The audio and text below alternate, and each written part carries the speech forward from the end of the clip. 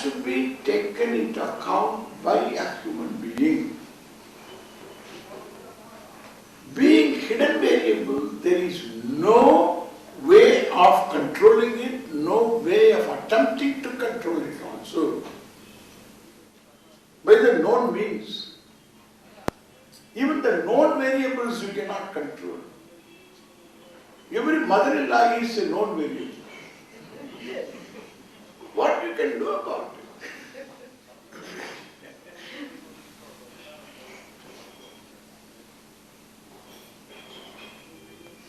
Even known variables you cannot control. Your own anger you are not able to manage. It's a known variable, you know that you are prone to anger.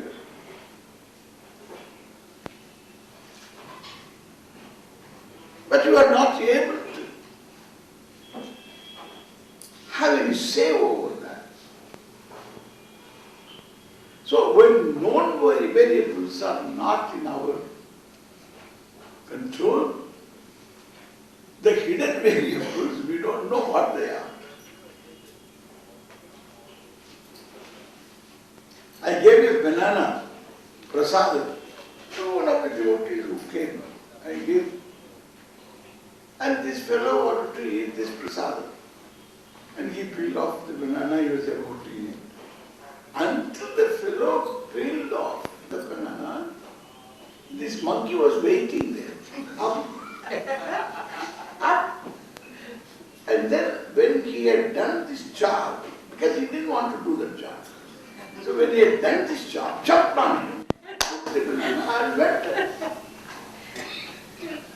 And therefore, between the hands and your mouth, there are monkeys.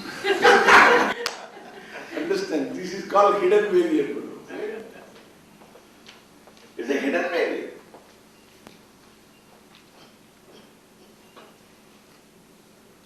Whole life is fraught with this hidden variable. Whole lifetime. Therefore, only in our tradition, in every tradition there is something, in our tradition, we can even categorically list certain types of hidden variables. Different types of hidden variables. And to control these hidden variables, these you have to do.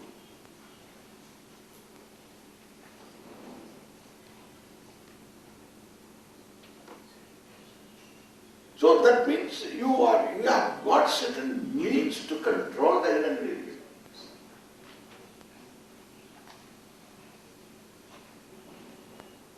We will look into that later. And therefore, there is that I am a self-conscious being, self-judging being, and therefore I have complexes and all that. That part of it, leave it alone. That I am a wanting being, a limited being, and one significant reality is I have to deal with hidden variables.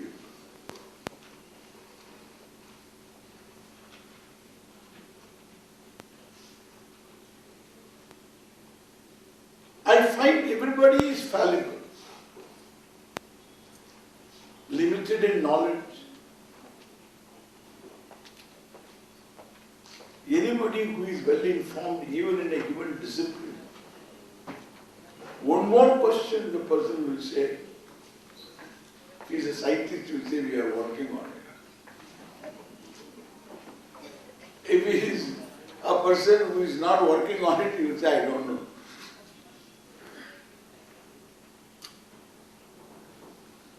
And you can say, what is this? You will say, this is a flower. Yeah. This is a flower. That's all. What flower? That's a problem.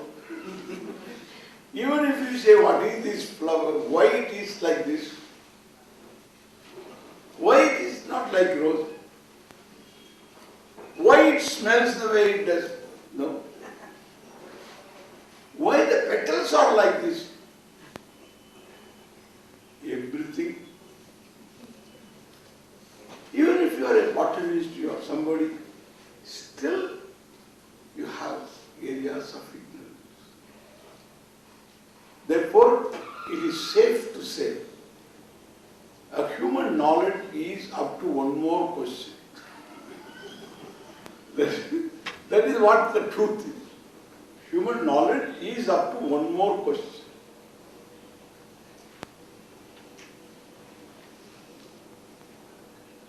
In any discipline, anywhere, no last word anywhere.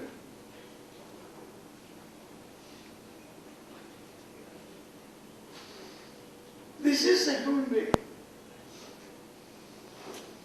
So limited in knowledge,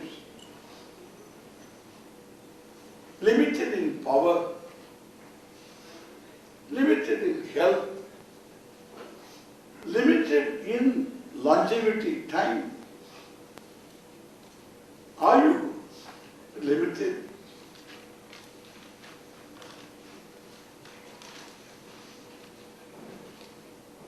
And therefore always limited in money.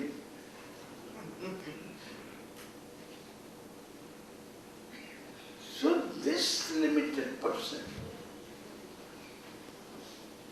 looking naturally and with all the hidden variables, and whatever strength he's got is very limited.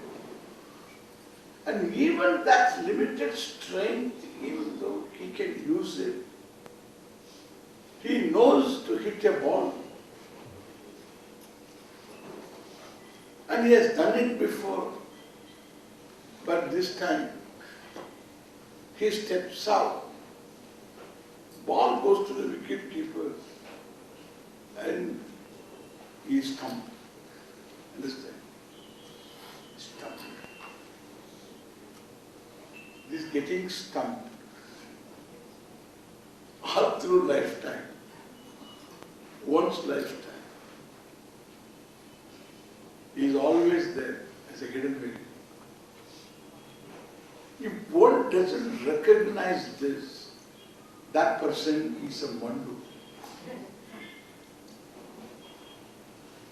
That person doesn't have minimum knowledge.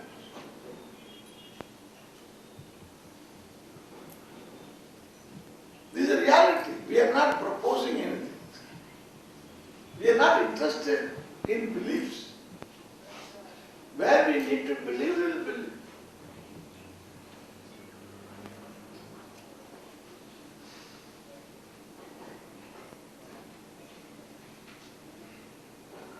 But then this, what we are talking about, is a matter of knowing.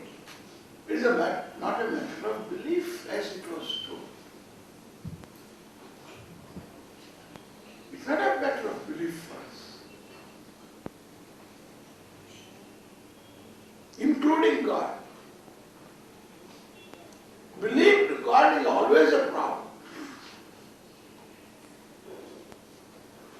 Understood God solves all the problems, as we will see.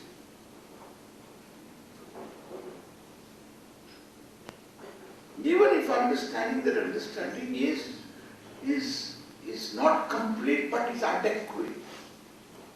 It should be adequate understanding. That's what I am talking about. Minimum knowledge. Therefore, I start my life with helplessness. I put all eggs in one bag, mother and father later. I find the bag is hollow. Nothing is there. And so I find themselves to be fallible. My pain increases, controls my entire life. I always distrust, I always, with suspicion, I look at people. I am not sure of myself. these come from? These unconscious. Plus, the conscious fellow, whatever he knows that it is only wanting. It is very limited. You can make the richest man poor by not robbing his money, by just asking for a donation, a good caste donation. Ask for it, you say, no, I don't have. Yeah. Let the fellow feel miserable. And you can tell him, I thought you were rich, and then walk out.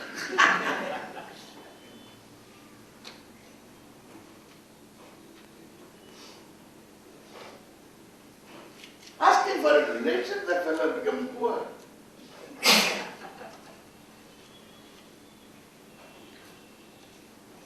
That's what the human being is. Wanting all the way. So this wanting person, consciously wanting, unconsciously still worse.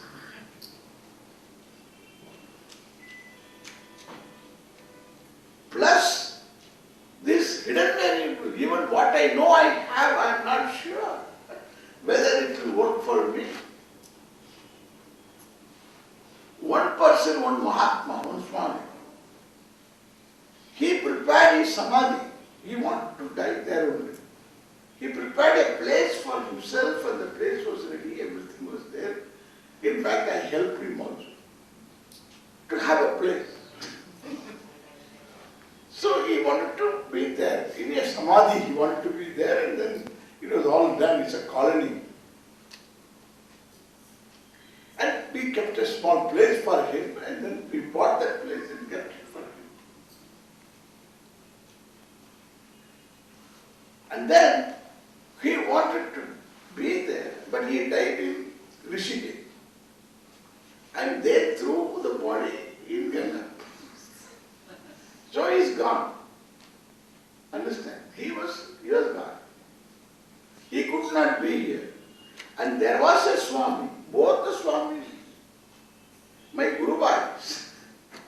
There was a Swami, and who wanted to die in Rishikesh. And I kept a place for him. I built an apartment for him, and I looked after him and took care of him. And then he comes to Chennai on some small mission. He wanted to see somebody, and then he came here and he died. We don't know where is his samadhi.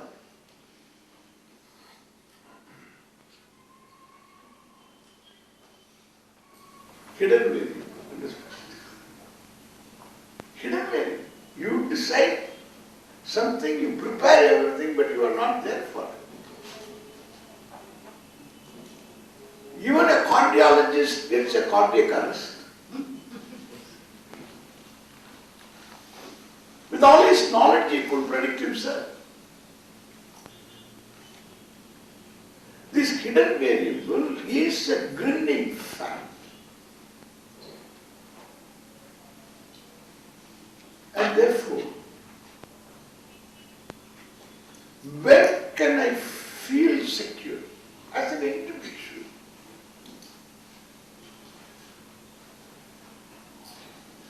Vedanta people will say, you transcend all this, you'll be secure. Eh? If I transcend the insecure, when I come back, the insecure will be insecure. The transcendental problem is a problem.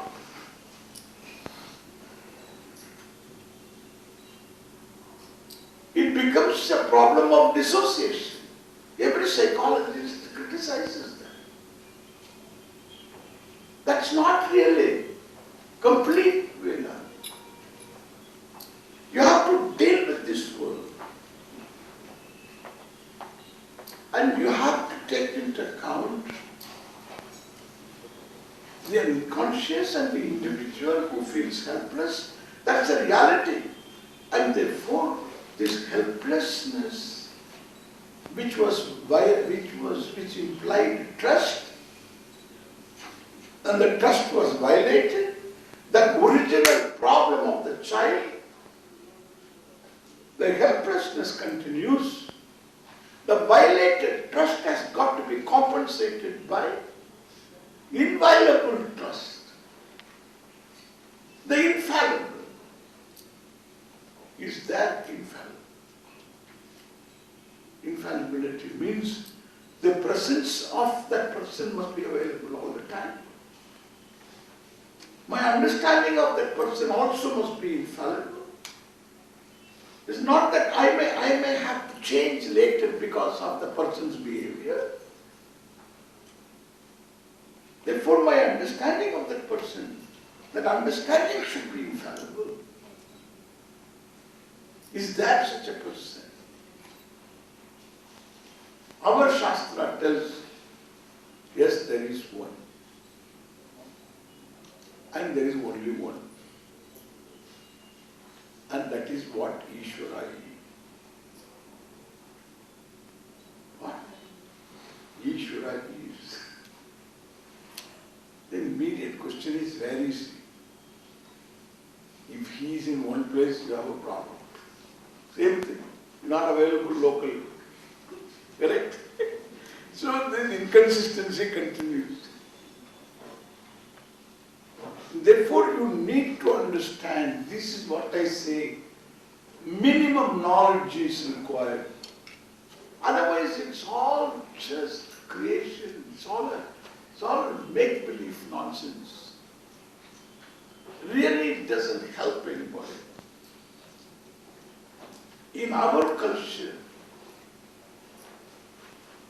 there is the flow of this knowledge without words, without classrooms, without books also. By vritta vyavaharena, by vritta vyavahara, it has been there, Ase to Himalayas. So I hope I will continue to see Ase to There is Setu, most safe place.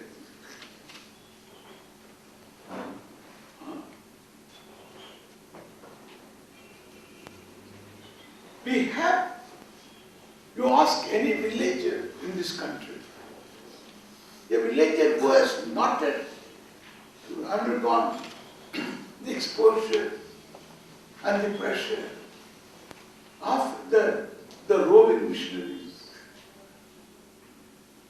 the one who retains his original name, his original thinking, his original attitudes, imbibed from his her parents, that person. If those attitudes and certain values, forms of prayer and so on are retained, that person, uneducated, a villager in a remote village, ask the person, hey,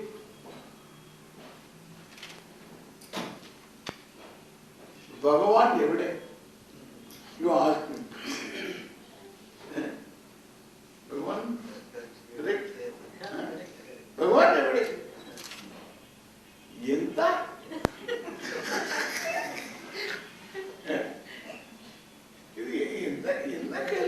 What is this? That's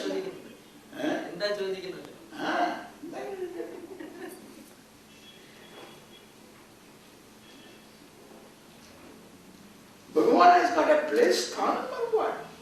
Sab Bhagavan. Everything is Bhagavan. Everyone knowing Bhagavan, correct?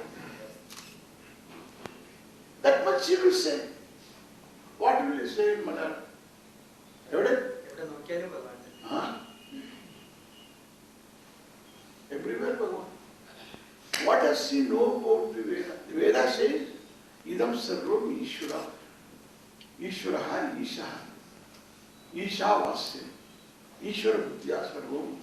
Vasyam Achadani. All that is here should be looked at as Ishvara. That is the meaning. That is a Vedic statement. But this fellow So Yavananoki, he says the same thing. He says the same thing, all that is here is Iswara. He had not studied. He doesn't know there are Vedas. He doesn't know there are four. He doesn't know there are Upanishads. He doesn't know Vakyas. Doesn't know words. Nothing. He has imbibed from his parents, themselves from their grandparents, from their parents.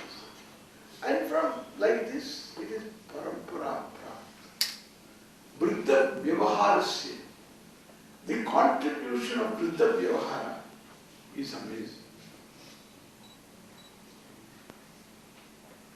That is what being destroyed. That is, this Vriddha Vyavahara has retained our culture, retained the Vedic vision all over the country.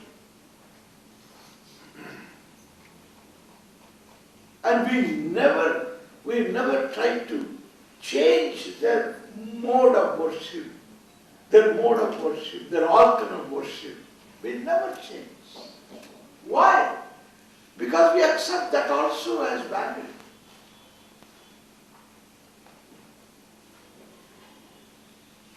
Therefore, it is one country, like a living organism.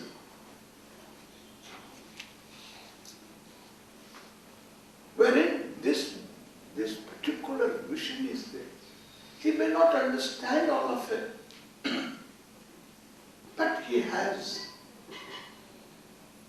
a certain attitude towards the earth, towards water, towards the air, towards trees, towards animals, towards the stars. He has a certain attitude of reverence. It is unlike the attitude born of a theology that the world is created for human consumption. It's entirely different. Opposite. That has brought about this global warming and all other issues.